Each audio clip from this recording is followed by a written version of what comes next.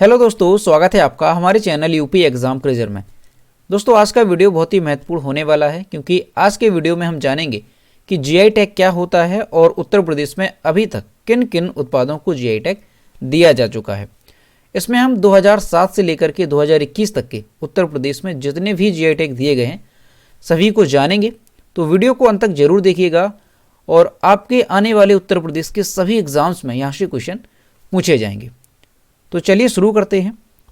तो सबसे पहले हम जानेंगे कि जीआई टैग क्या होता है और उसके बाद जानेंगे कि उत्तर प्रदेश में किन किन उत्पादों को जीआई टैग दिया गया। तो दोस्तों जीआई का फुल फॉर्म होता है जियोग्राफिकल इंडिकेशन और हिंदी में से कहते हैं भौगोलिक संकेत।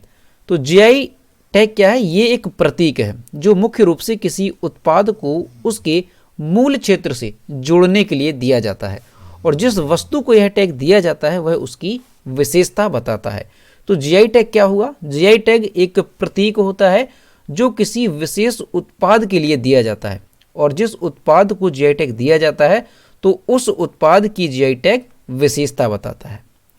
GI tag geographical indication tag भारतीय संसद ने 1999 में रजिस्ट्रेशन एंड प्रोटेक्शन एक्ट के तहत जियोग्राफिकल इंडिकेशन ऑफ गुड्स लागू किया था। ये एक एक्ट लागू किया गया था और इस आधार पर भारत के किसी भी क्षेत्र में पाई जाने वाली विशिष्ट वस्तु पर कानूनी अधिकार उसे दिया जाता है, उस क्षेत्र को उसका अधिकार दिया जाता है। ठीक है, ये चीज़ क्लियर हुई।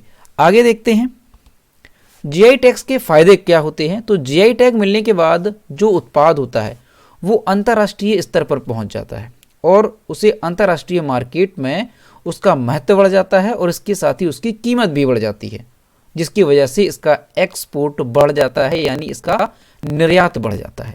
यानी अगर किसी छोटे सी जगह में भी कोई विशिष्ट उत्पाद है और उसे जीआई टैग मिल जाता है तो उसकी जो पहचान है वो भारत के सभी राज्यों के साथ साथ अंतर्राष्ट्रीय स्तर पर उसकी पहचान हो जाती है और वहाँ के जो क्षेत्र के लोग होंगे उन्हें भी इसका काफ़ी लाभ मिलता है।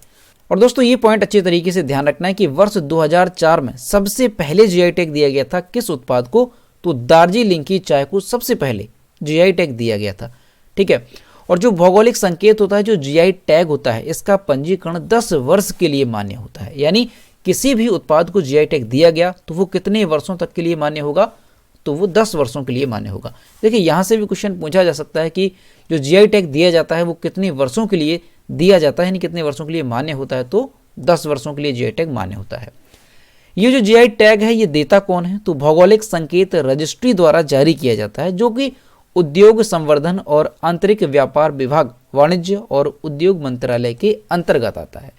अब यहाँ से अगर आपसे क्वेश्चन पूछा जाए कि जो जीआई टैग है वो कौन सा मंत्रालय जारी करता है तो आपका हो जाएगा वाणिज्य और उद्योग मंत्रालय। ठीक है, तो ये सारी चीज़ें जीआई टैग्स की बेसिक हैं, आपको अच्छी तरीके से पता होनी चाहिए। तो अब हम देखते हैं कि उत्तर प्रदेश में किन किन उत्पादों को जीआई टैग दिए गए हैं और कब दिए गए हैं। तो ये सभी हैं उत्पाद उत्तर प्रदेश के जिन्हें जीआई टैग दिया जा चुका है। एक एक करके देखते हैं कि इन्हें कब जीआई टैग दिया गया। तो इलाहाबाद के सुर्ख अमरूद को जीआई टैग दिया गया और यहाँ पर श्रेणी कौन सी है? तो ये कृषि है। और कब दिया गया? तो 2007-8 में से दिया गया था। अगला जीआई टैग दिया गया था लखनऊ चिकन क्राफ्ट को और ये हस्तशिल्प है और इसे 2008-9 में दिया गया। देखिए हस्तशिल्प, प्राकृतिक या कृषि, इसका क्या मतलब है? यानी जो मनुष्यों के द्वारा निर्मित की गई है कोई वस्तु तो उसकी श्रेणी होगी हस्तशिल्प और जो भी प्राकृतिक रूप से पाई जाती है तो उसकी श्रेणी होगी प्राकृतिक और जो कृषि से संबंधित होगा तो उसकी श्रेणी होगी कृषि। ठीक है, अगला देखते हैं जीआई टैग कौन सा है। तो मलिहाबादी दशहरी आम, इसकी श्रेणी कौन सी है? कृषि है और इसे कब दिया गया? तो 2009-10 में इसे जीआई टैग दिया गया। अगला है बनारस की जरी और साड़ी, ये हस्तशिल्प है क्योंकि इसका जो निर्माण है वो मनुष्य करते हैं और इसे दिया गया 2009-10 में। अगला जीआई टैग कौन सा है? तो भदोही की हस्त निर्मित कालीन, इसकी श्रेणी कौन सी है? हस्तशिल्प और इसे दिया गया 2010-11 में। अगला जीआई टैग कौन सा दिया गया? तो आगरा की दरी को, श्रेणी है हस्तशिल्प और दिया गया 2012-13 में। आगे देखते हैं, अगला है फर्रुखाबाद का प्रिंट, इसकी भी श्रेणी कौन सी है? हस्तशिल्प और इसे दिया गया 2012-13 में। लखनऊ की जरी जरदोजी को दिया गया, कब दिया गया? 2012-13 में, श्रेणी भी ध्यान रखनी है। बनारस जरी और साड़ी, इसकी भी श्रेणी हस्तशिल्प है और इसे 2012-13 में जीआई टैग दिया गया। आगे देखते हैं अगला है उत्तर प्रदेश का काला नमक चावल, इसकी श्रेणी है कृषि और इसे दिया गया 2013-14 में। अगला है फिरोजाबाद का सीसा, इसकी श्रेणी हस्तशिल्प है और इसे 2013-14 में दिया गया। कन्नौज के इत्र को जीआई टैग 2013-14 में दिया गया, श्रेणी है इसकी विनिर्मित। अगला है कानपुर की जीन साजी, इसे 2013-14 में दिया गया। अगला है मुरादाबाद का धातु शिल्प, इसे दिया गया जीआई टैग 2013-14 में।